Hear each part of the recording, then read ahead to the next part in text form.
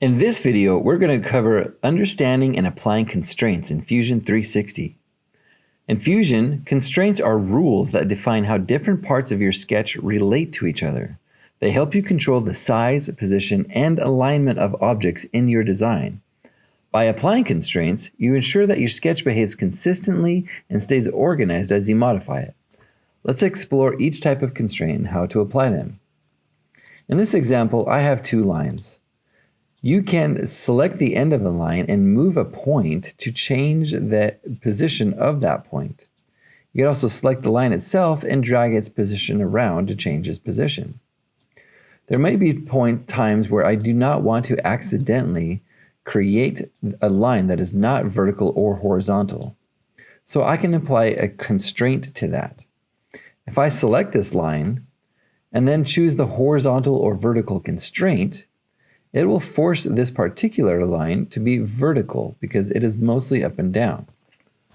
Now, if I try to select this line and move it, I can no longer change the up and down nature of that line. It is completely vertical. Same with my horizontal line. If I select this line, choose a horizontal vertical, it applies the constraint, and you can see the constraint here. You can even select that and delete it if you need to. Applying this again, now if I try to change the angle of this line, it will only move its position and not its horizontal nature. Next, we're going to use a coincident. A coincident will force one point to be connected to the same axis as another. In this case, I want this point on this line to always be connected to this line. I can hold down Shift and select both of them, and then apply the coincident, and you will see that that line has moved up and they are now snapping together. If I try to change the position of this bottom line, the other line will continuously stick to it. I can move this about left or right along the line because it is only sharing that same axis. I can actually move it off the line because this point is connected coincidentally to that line along this x-axis.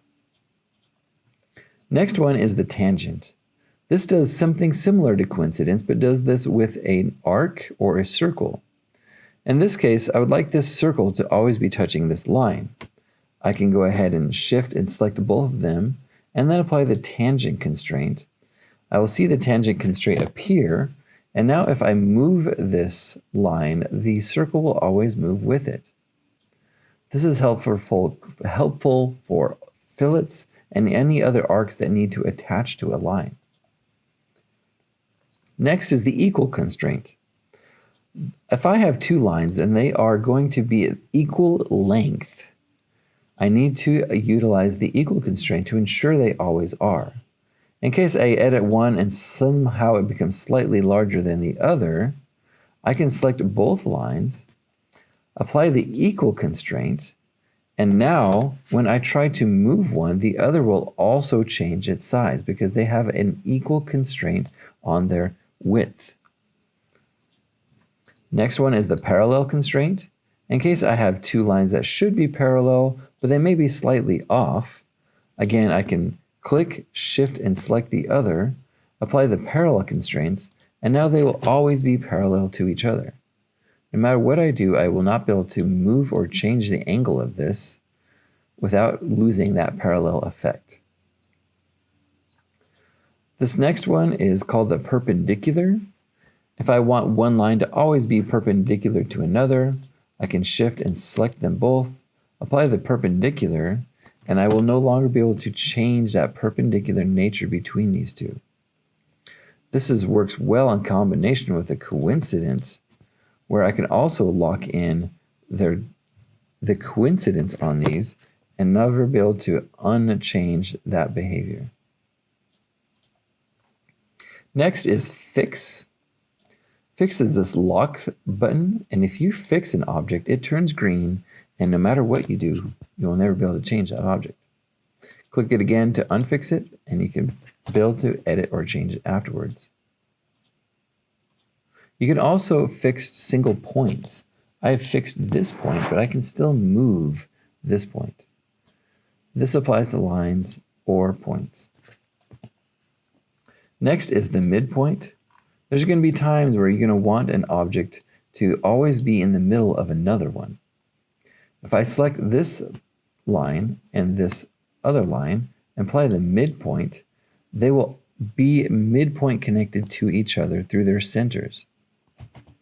The other way to do that is to actually midpoint a point in a line.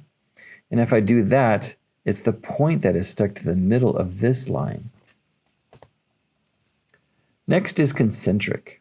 Concentric means I want to have two circles that are directly inside of each other in the middle.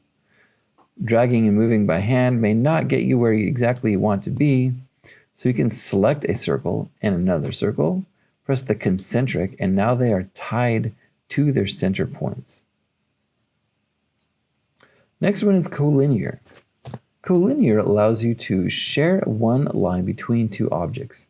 So I have a rectangle here and another rectangle here, but I'd like them to always share this same line. If I select both of those lines and then press colinear, now I will never be able to move this box away from the other one because they share that same colinear line. Now we have mirror. If I have a line or an axis between two objects and I want to have a symmetry between these two objects on either side, I can select both of these objects, go to my constraints and say symmetry, and then select the line that they will be symmetrical between. Using this, if I change one of these object sizes, it'll change on the other side. If I move this object, it will also mirror along that axis line. That's very helpful for objects that have symmetry. And then last we have the curvature constraint. The curvature constraint works wherein you have a straight line and a curved line, and you want to have a smooth transition between the two. If I select both of these and then add the curvature, it's going to create a curvature between these that's going to be smooth and adjustable. I can move these handles to change that particular curve, but I will never be able to have that sudden change between a straight line and a curve.